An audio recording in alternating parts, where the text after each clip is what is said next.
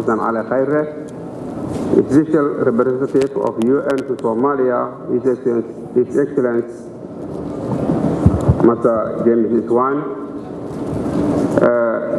Head of African Union Mission to Somalia, His Excellency Mr. Francisco Madera, Organization of Islamic Cooperation, the Arab League, Presidents of the federal member states, members of the federal cabinet and the federal both houses, ambassadors and heads of missions, other dignitaries, ladies and gentlemen. First of all, I'm very delighted to welcome you to Mogadishu, the capital city of Somalia. A capital succeeded to host various international conferences such as this one, the Somali Fraternity Forum. More than 3 million people live in Mogadishu, where 500,000 of them are displaced persons, IDPs, hosted by the city. It is the second fastest growing city in the world and located in Banadr region with the highest number of population comparing to other regions of Somalia. As a result of such big number of population, essential public service delivery is very key, and we have recognized the importance of setting a vision with its strategies and policies to accomplish. Mr. Prime Minister, ladies and gentlemen, Banadr Regional Administration is envisioned to realize Mogadishu to be safe, politically represented, achieved economic recovery and growth, as well as availability of livelihood opportunities for all. To accomplish such vision, Banadr Regional Administration and Mogadishu Municipality works towards institutional reform and capacity development through formulating comprehensive and clear policies and frameworks, as well as human capital investment. I'm building a strong partnership with our stakeholders at all levels. Municipality of Mogadishu, MOM, ensures that the existing land management policies, city reconstructionist guidelines to be reformed and streamlined. Municipality of Mogadishu prioritizes to achieve durable solution for displacement in Mogadishu in line with existing policies and strategic visions. We intend to focus on creation of job opportunities for youth as part of economic growth and peace building. Since I came to office,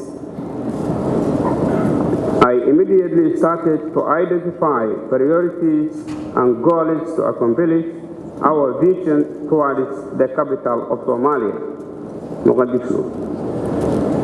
In line with the 9 National Development Plan, we came up with 6 basic pillars plan, namely security and justice, social service delivery, inclusive politics, institutional capacity development, economic and infrastructure development, environmental protection, that means hygiene and waste management. Security and justice, we have made security reforms in our headquarters office to ensure safety and to receive the image and the trust by the Somali people and the federal leaders and the international community in our office. New security standards New security standard operation procedures have been established in BRA's City Hall. We are working on security improvement in Mogadishu, cooperating with the security agencies to respond to the concerns by the citizens living in Mogadishu towards road closures as a result of this. I appointed a special committee tasked to work on opening roads with no negative impact of overall security operations to ensure free movement. Economic recovery and service delivery for all, implementing national security architecture. We are going to operationalize the Banadr Regional Security Council, where security strategies and operations will be established, and how the security agencies, district commissioners, and the citizens can jointly work together.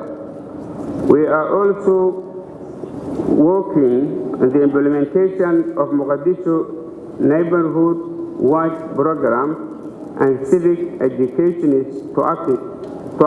towards countering violent extremism through creating jobs for youth and other business opportunities. As Banadr Regional Administration, we intend to further improve our collaboration with the judicial sector at all levels, at regional and district levels, to address injustice of land dispute. We are committed to give support and enforcement for those seeking justice in this field. We uphold the motto of no one is above the law. Social service delivery. Under this bill, we intend to improve primary public health care for mother and children, improve primary education in all 17 districts, achieve durable solution for displacement in Mogadishu, advance emergency services for all 17 districts and for the big community markets in Mogadishu.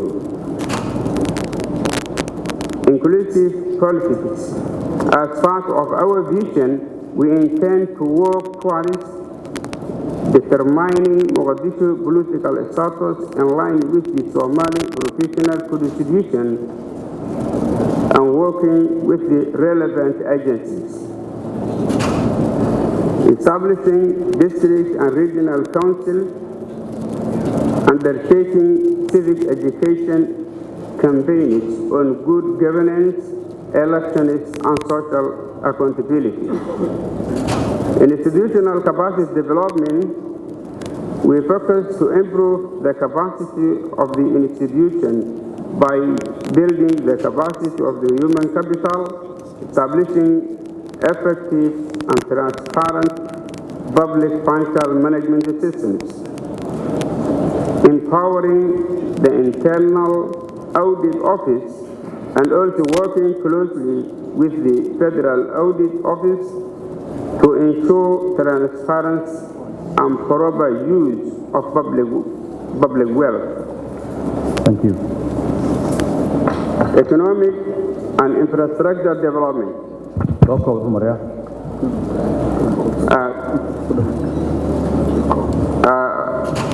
By considering the request of the Prime Minister, I want to conclude my speech. Thank you very much. Thank you very much. Thank you very much.